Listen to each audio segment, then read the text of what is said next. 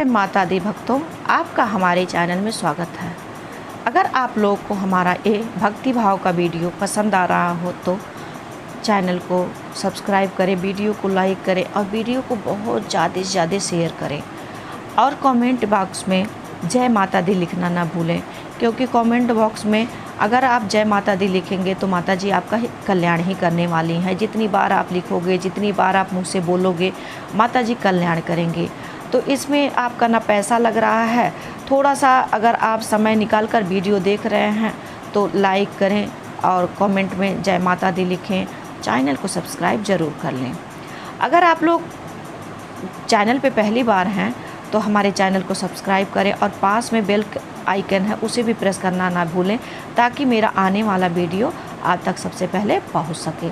तो चलिए, इसके पहले मैंने दुर्गा सप्तशती माता के पाठ का 10वां अध्याय तक वीडियो अपलोड कर रखा है, आप चैनल पे देख सकते हैं। और अब चलिए शुरू करते हैं। 10वां अध्याय मतलब 11वां अध्याय, देवताओं द्वारा देवी की स्तुति तथा देवी द्वारा देवताओं को वरदान। भक्तों, मैंने बहुत सारा वीडियो संस्कृत में डाल रखा है, तो उस पर व्यूज़ नहीं जा रहे थे अच्छे खासे, तो इसलिए मैं हिंदी में अब बना रही हूँ।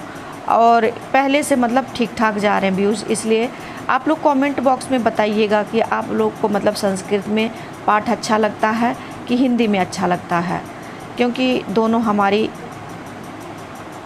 मातृभाषा है हिंदी।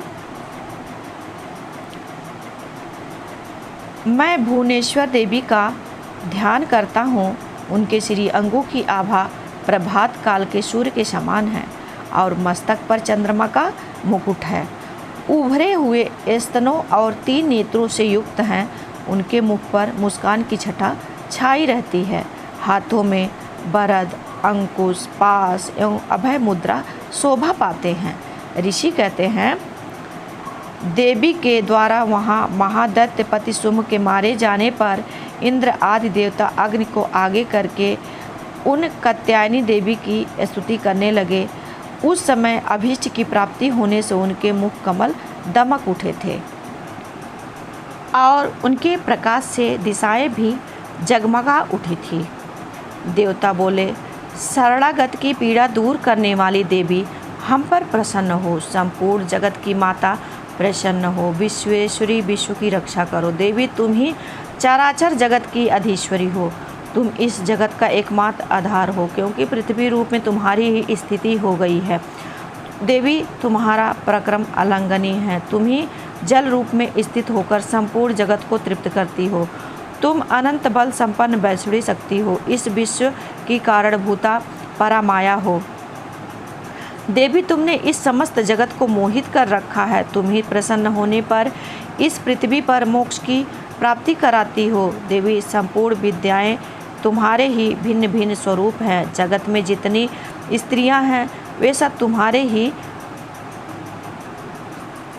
ही मूर्तियां हैं। जगदम्ब एकमात्र तुमने ही इस विश्व को व्याप्त कर रखा है। तुम्हारी स्तुति क्या हो सकती है। तुम तो स्तवन करने योग पदार्थों से परे पराबाड़ी हो। जब तुम सर्वस्वरूपा देवी स्वर्ग तथा मोक्ष प्रदान करने वाली हो, तब इसी रूप में तुम्हारी स्तुति हो गई है। तुम्हारी स्तुतियों के लिए इससे अच्छी उक्तियाँ और क्या हो सकती हैं। बुद्धि रूप से सब लोगों के हृदय में विराजमान रहने वाली तथा स्वर्ग एवं मोक्ष प्रदान करने वाली नारायणी देवी तुम्हें नमस्कार है। काला, काष्ठा आदि के रूप में क्रमशः परिणाम अवस्था परिवर्तन की ओर ले जाए जाने वाली तथा विश्व का उपसंहार करने में समर्थ नारायणी तुम्हें नमस्कार है। नारायणी तुम सब प्रकार से मंगल प्रदान करने वाली मंगलमयी हो।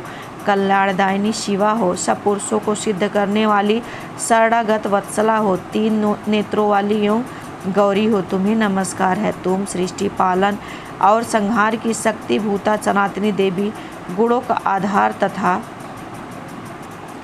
सर्वगुणमयी हो। नारायणी तुम्हें नमस्कार है। शरण में आए हुए दीनों एवं पीड़ितों की रक्षा में संलग्न रहने वाली तथा सबकी पीड़ा दूर करने वाली नारायणी देवी तुम्हें नमस्कार है। नारायणी तुम ब्रह्माणी का रूप धारण करके हंसों से जूते हुए विमान पर बैठती तथा कुश मिश्रित जल छिड़कती रहती हो, तुम्हें नमस्कार है। महेश्वरी रूप से त्रिशूल, चंद्रमा एवं सर्प को धारण करने वाली तथा महान वृषभ की पीठ पर बैठने वाली नारायणी देवी, तुम्हें नमस्कार है। मोरों और मुर्गों से घिरे रहने वाली तथा महाशक्ति धारण करने वाली कौमारी रूप धारिणी निष्पापे नारायणी, तुम्हें नमस्कार है। शंख, चक्र, गदा और सारंग धनुष रूप उत्तम आयुधों को धारण करने वाली वैष्णी शक्ति रूपा नारायणी, तुम प्रसन्न हो, तुम्हें नमस्कार है।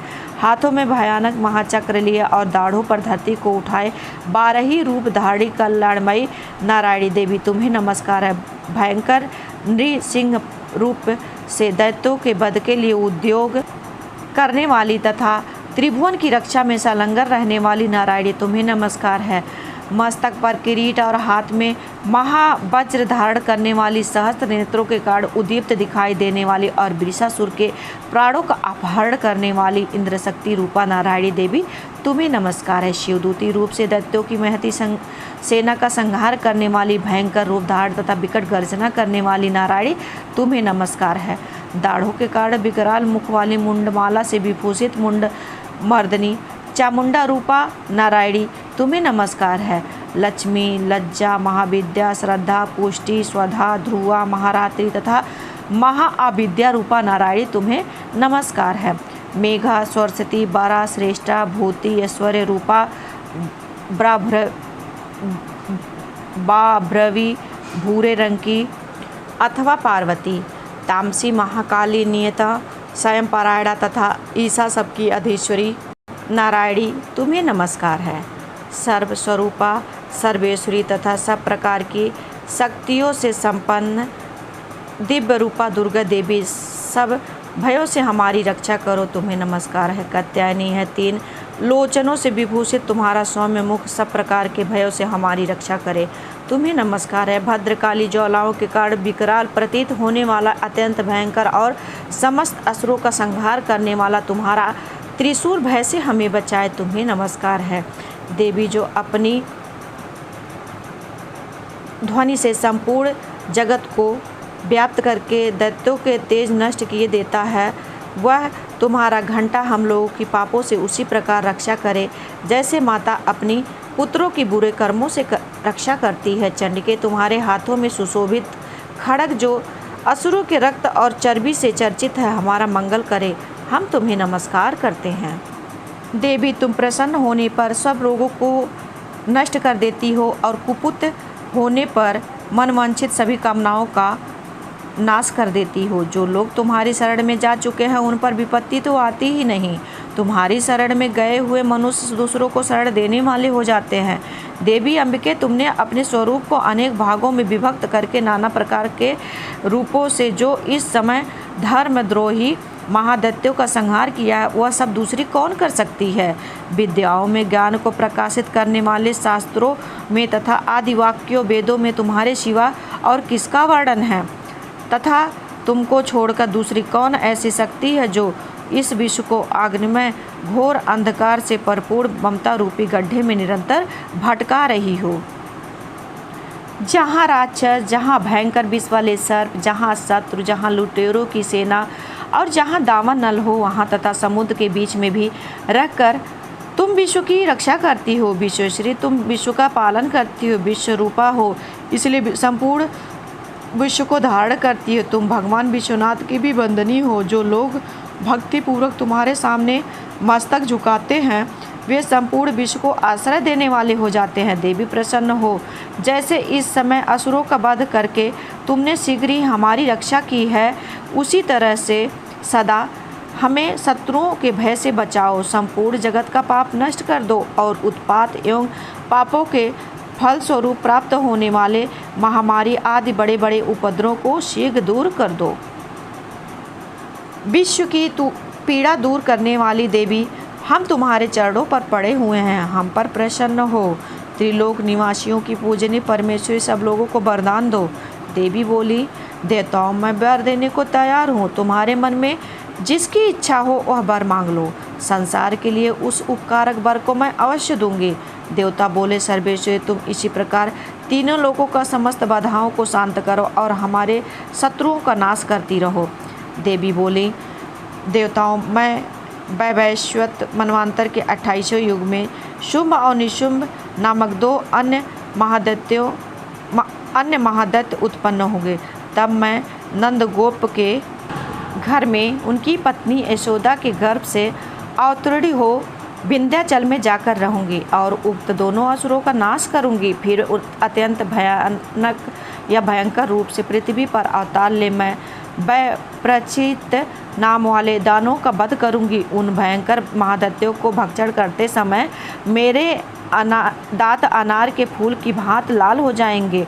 तब स्वर्ग में देवता और मृत्युलोक में मनुष्य सदा मेरी स्तुति करते हुए मुझे रक्त दंतिका कहेंगे। फिर जब पृथ्वी पर 100 वर्षों के लिए वर्षा रुक जाएगी और पानी का अभाव हो जाएगा, उस समय मुनियों के स्तवन करने पर मैं पृथ्वी पर आयोनिजा रूप में प्रकट होंगे और 100 नेत्रों से मुनियों को देखूंगी। अतः मनुष्य शताक्षी इस नाम से मेरा कीर्तन करेंगे। देवताओं, उस समय मैं अपने शरीर से उत्पन्न हुए शाखों द्वारा समस्त संसार का भरण पोषण करूंगी। जब तक वर्षा नहीं होगी तब तक वे साखी सबके प्राणों की रक्षा करेंगे। ऐसा करने के कारण पृथ्वी पर शाकंभरी के नाम से मेरी ख्याति होगी। उसी अवतार में मैं दुर्गम नामक महादैत्य का वध भी करूंगी।